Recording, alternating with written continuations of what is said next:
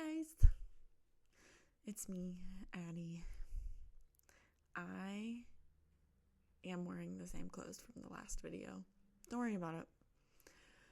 I exposed. I'm filming both of the videos for this week on the same day. And my hair's so dirty that I can't even pretend like I'm not. I can't take this hat off. My hair looks wet.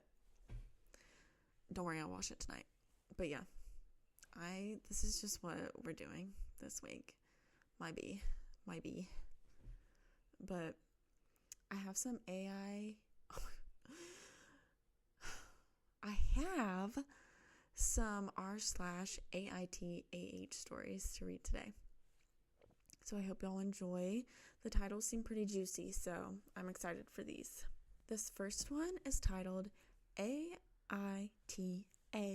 for not wanting my niece at my birthday and for avoiding my in-laws because of her behavior.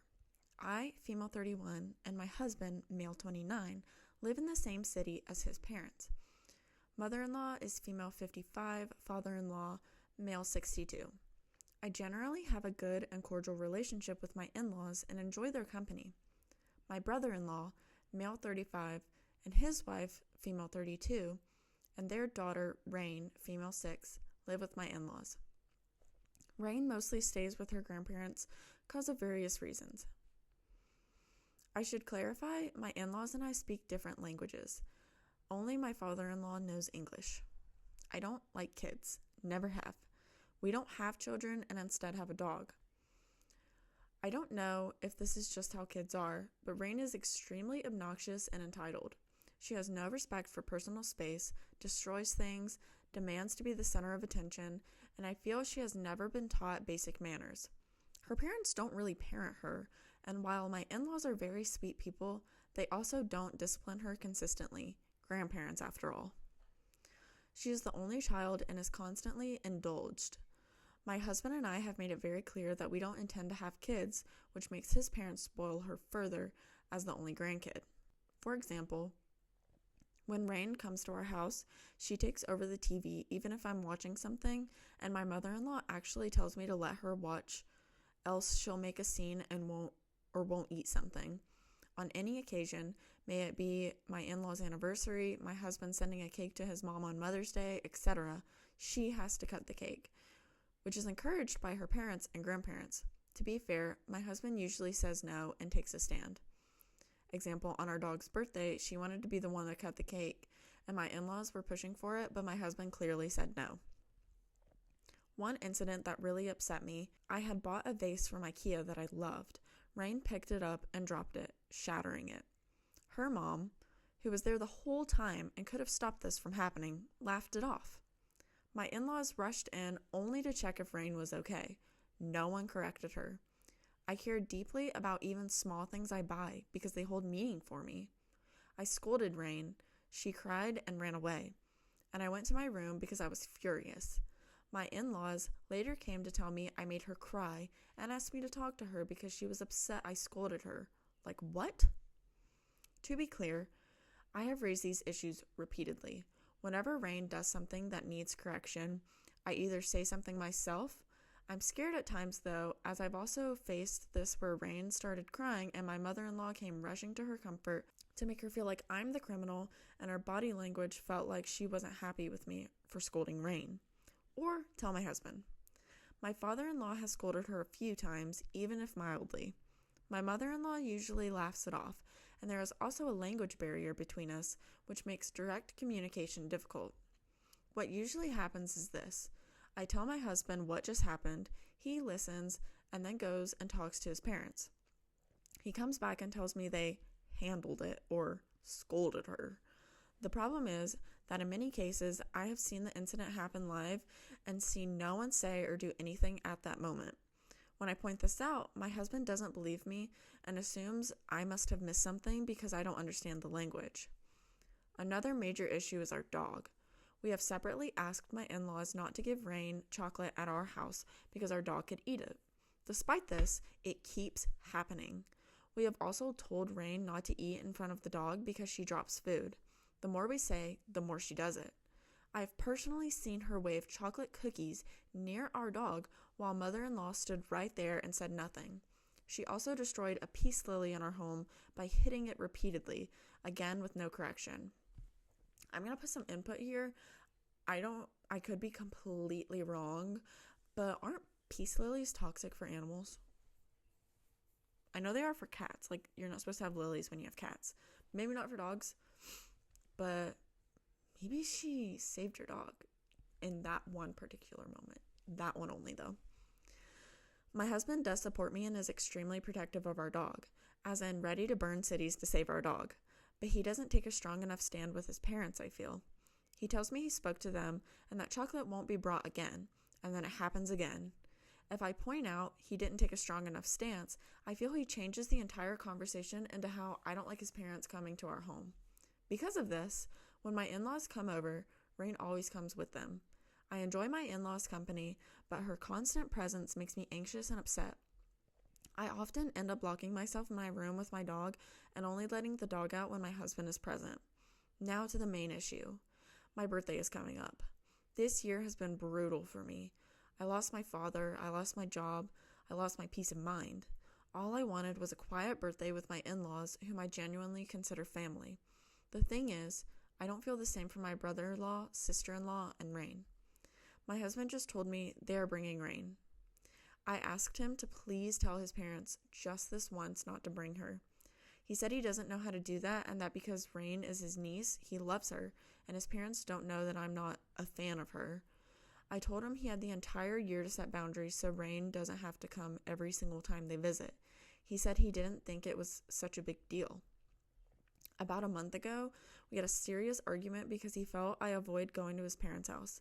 During that argument, I clearly told him how difficult it is for me to constantly be around Rain. He now says he thought it was just a general dislike of kids and why I don't like going to his parents' place and didn't realize I specifically didn't want Rain coming to our house, which honestly makes no sense to me. I stayed quiet all year, but I thought at least on my birthday he could take a stand. Now if he says anything, it will clearly look like it's coming from me, so I lose either way. He keeps telling me I'm making a huge deal out of something small. When I finally snapped and said Rain is badly behaved and extremely entitled, I used the word rotten, which I agree I shouldn't have, but I'm exhausted, and I genuinely don't know if this behavior is normal for a 6-year-old or not. What I experience is constant boundary crossing with no consequences. I know the adults are responsible for her being this way, but she's spoiled nonetheless, and a nuisance. My husband said the way I keep saying horrible things about Rain, he's afraid I'll curse her to death, which shocked me. I'm not wishing harm on a child. I just wanted one day to be about me and not Rain, which I know his parents will inevitably make the center of everything, and even though my husband will try, it doesn't happen. And when, like always, he'll fail and Rain will ruin my birthday for sure, I will be the villain for being pissed at a kid being a kid. So am I the asshole? Edit. Just wanted to add that Rain lives with her parents itself. It's just that she spends most of her day with her grandparents who live downstairs. Her parents are more than capable of taking care of her for 2 weeks in case my in-laws wish to come and stay with us. I could also add my brother-in-law and sister-in-law are specially abled, as in they can't hear or speak. Rain, however, can, and that's another reason she's spoiled, as she is what society considers normal and a miracle as she's not like her parents. This is what I feel. My husband may strongly differ, saying no one treats her different because of sympathy for her parents. I just don't think your in-laws need to come over to your house for your birthday. I think you and your husband should just do something. Just the two of you. Top comment is not the asshole. You have a husband problem. As for your birthday, tell him if Rain comes, you're going out to a movie by yourself and then treat yourself to dinner without any of them. Purr. And then someone says, don't limit yourself to just a movie and dinner. Book a hotel room for a couple nights, order room service, and have a spa break or something else you will enjoy. Make your birthday about you. Make it stress-free. Your husband is a weak man who is putting his parents' and niece's feelings above your own. Your niece is only young. Do you want this to repeat multiple times a year until she's old enough to decide she doesn't want to come anymore? If that ever happens, you need to look at your relationship, your future together, and have a serious conversation with your husband. Solid boundaries need to be made and fought for. If he refuses, then you know he isn't choosing you. That's so true. Ah, a pet-friendly hotel so your dog can come too. Yes, I agree.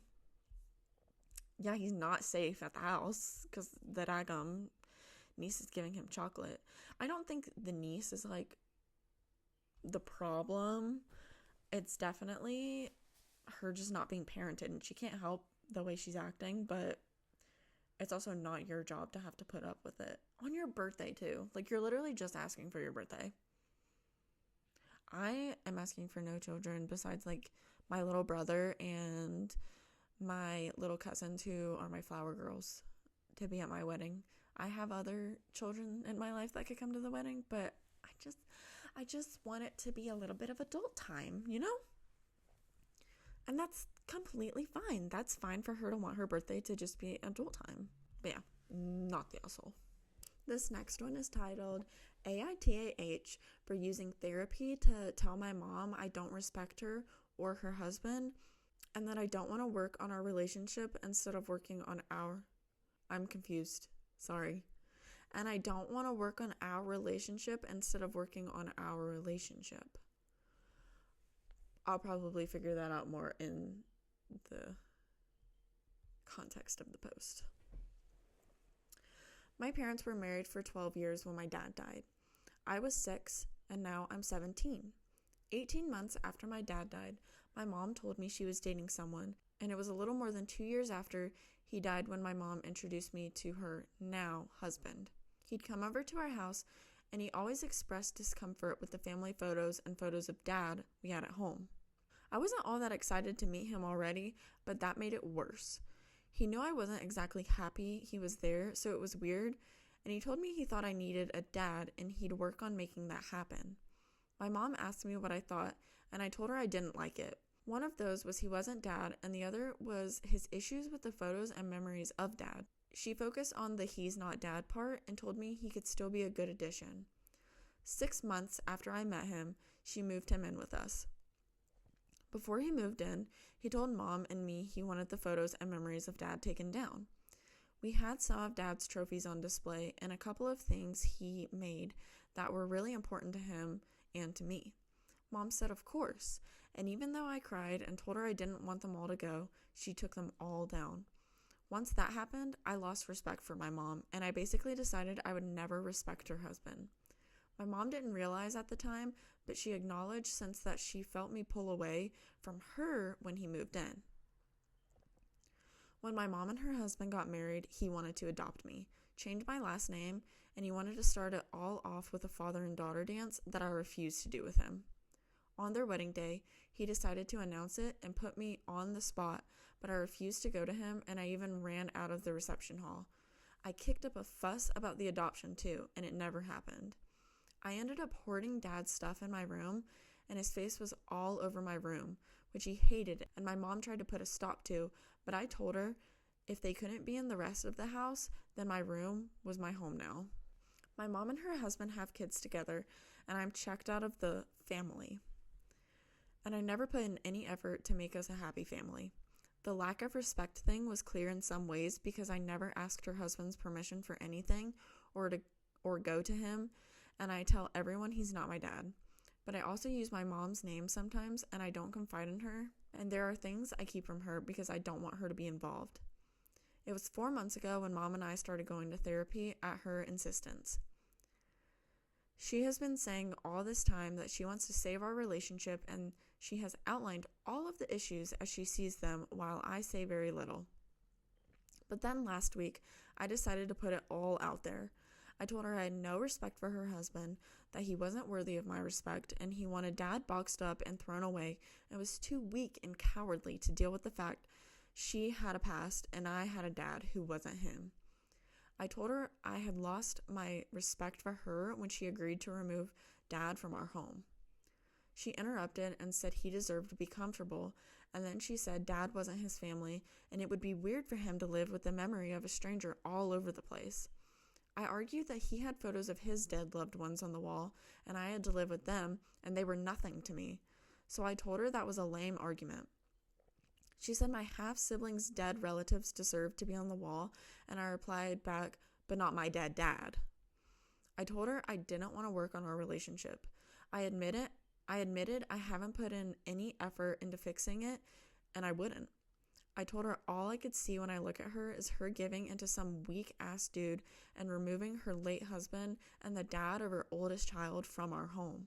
Then I told her it wasn't my home. It was her husband's home, since his comfort came first, and I told her there was no going back from that. I also added I had no love for her husband either, and I didn't like the guy, but that I did love her, and sometimes I hated myself for still loving her. My mom ended up breaking down and saying she wanted me to use therapy to fix us and not try and make her feel bad or hated by me. Her husband was angry when she told him what happened, and he asked me if I was proud of myself for making mom cry. I told him if he was proud for making me a little girl who lost her dad cry, and if mom was proud of her part in it too. Sorry, that read weird. Mom heard my response and she cried more because she said she realized I was serious and not wanting to fix our relationship, and now she wants me to want it. She still wants to try and all that. Am I the asshole? No. Ridiculous. Top comment is not the asshole. On top of everything she did, she goes and tells her husband about what should have been a confidential therapy session, a complete breach of trust. That does not sound like she's trying to fix your relationship. That sounds like she thought the therapist could talk you into loving them. Exactly. She doesn't want to fix anything. She wants OP to play happy family while ignoring all the hurt.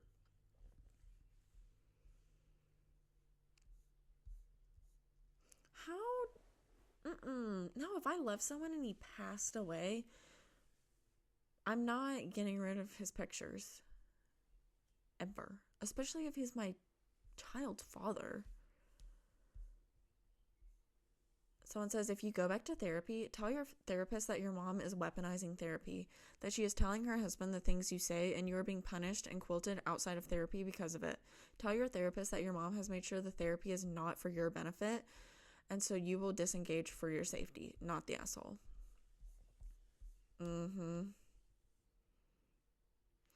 You're 17.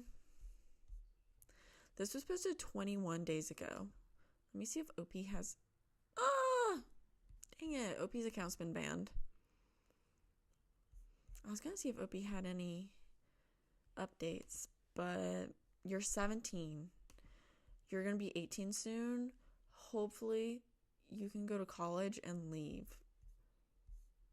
Get out of there. Your mom's weird. Your mom's weird and your stepdad's even weirder. That's my consensus. Okay, this last one is AITAH for breaking up with my fiance over an ultimatum over my ring. This is my first time posting here, so I'm sorry if I make any mistakes and throw away because my ex knows my main. For context, I, 34 female, was married before to my childhood sweetheart. We started dating at 16 and got married at 20. He passed away when we were 25, and I haven't dated anyone until 2 years ago when I met my ex-fiance, 38 male. Let's call him Matthew for the sake of the post. I told him about my late husband and made it clear for me his family were still my family and that I visit the cemetery at least twice a month to clean and stuff. He agreed, and after he proposed, he wanted to go to the cemetery with me to pay his respects. Anyways, I still wore my wedding ring until my fiance proposed, and to be honest, I wasn't ready to part with my ring, and I was talking about it with my mother-in-law, and she gave me a gold necklace and told me to put my wedding ring there, and I did. I was very happy with my new necklace, and when I got home, Matthew realized I only had his engagement ring on me and was very happy. He said, finally, decided to get rid of the other one? I said, of course not, and showed him the necklace. He just changed the subject. Fast forward 10 days ago. I was going to wash my hair, so I took my necklace off and put it on the nightstand. After I got out of the bathroom, I realized Matthew wasn't home anymore, but I thought he went on a walk or the supermarket or something. Then I dried all my hair and went to sleep. The next morning, I tried to put my necklace back on, but couldn't find it. I panicked and started crying. I made a mess everywhere trying to find it. I called Matthew and he didn't answer. I left voicemails, and after 2 hours, he came home and found me crying and our apartment a mess. He asked what happened, and I told him I lost my ring. He helped me look for it, And after a while, he told me we'd eventually find it and made me some tea to calm me down. Well, Matthew's mom called me last Wednesday and asked if she could come to visit. I said yes. After some small talk, she got quiet and then said, I came here to return something, but you must not tell Matthew about it. And then she took my ring out of her purse and handed it to me. I once again started sobbing, holding my ring, and she just consoled me. After I calmed down a bit, she said Matthew went to her house a couple days ago and asked if he could keep something at her house because it was a surprise, and he didn't want me to find out. And she said yes, and to put it in her drawer with her things. When she went to look for her reading glasses in the drawer, she saw a little box and got curious and opened it. She said she immediately recognized my ring because it's unique, and I showed her before. So she grabbed it and came to find me. She said she doesn't understand why he did that or what he wanted to do with the ring, but she knew he is not right and I'd be devastated. She asked me not to tell him. She gave me my ring back and said she supported me whatever I wanted to do. I didn't even have to think about it. I packed all my shit and went to my mom's house. I blocked him everywhere, and although I thought about leaving a note or something, but I didn't think he deserved it after what he did. I only left his ring behind and left. I've been at my mom's since. She lives in another city. Matthew's been trying to contact me ever since, calling every single person he knows has my number, including my mom. My mom and my brother are fully on my side and told him they don't know about me, but my friends are pressuring me into talking to him. But none of them know what he did. I'm planning on changing my phone number or something because I can't handle it anymore. My mother-in-law told me to go stay with her for a while because my ex would most likely come looking for me at my mom's or brother's. I think I'll do that because I feel so tired, but at the same time, I've started questioning if I handled it the right way or if I'm being immature or something. I'll let a little edit here because some people are repeating the same thing. I think some of you try to relate losing a spouse and breaking up with somebody is not the same in a sense. I don't think any widow or widower out there ever stop loving their late spouse. Do I need therapy? Maybe, but don't we all? And for people who think I never gave Matthew his place, I'll leave this here. I talked to him and told him to talk to me if something's bothering him. When we moved in together, he asked me if I could not bring all the pictures I had with my late husband, and I agreed. He asked me if I could visit the cemetery less frequently, and I did. He never asked me to take my ring off, and when I showed him the ring and the little chain, he said, okay, 5-minute crafts, and said, it's actually cute as a pendant. I don't know what else he wanted from me. I never dismissed or ridiculed any of his concerns or feelings. I was always willing to openly talk about anything if he decided not to talk to me about it. There's not really anything I can do. Why did he take it to his mom's house? Shout out to mother-in-law, though. She is a real one. She's not one of those boy moms at all. She's so cool. Top comment, not the asshole. He's jealous of your deceased husband. He's insane. Ow. Say that to the other guy in the last story. Freak. Please seek therapy to find the peace you deserve. If you value your friends, tell them what he did. If they are true friends, they will immediately understand and side with you. Or is there a reason you don't want to tell your friends? OP says, I didn't want to make an even bigger deal out of it because I'm tired and I don't want to talk about it. And deep down, I'm scared of listening to others' opinions. I love my friends, but I just didn't want to risk them saying anything about my late husband or something like that. I think I'm just overthinking everything, but I don't know. Yeah, you need to tell them because they're completely lost, and then your ex-husband or ex-fiance can just say whatever he wants.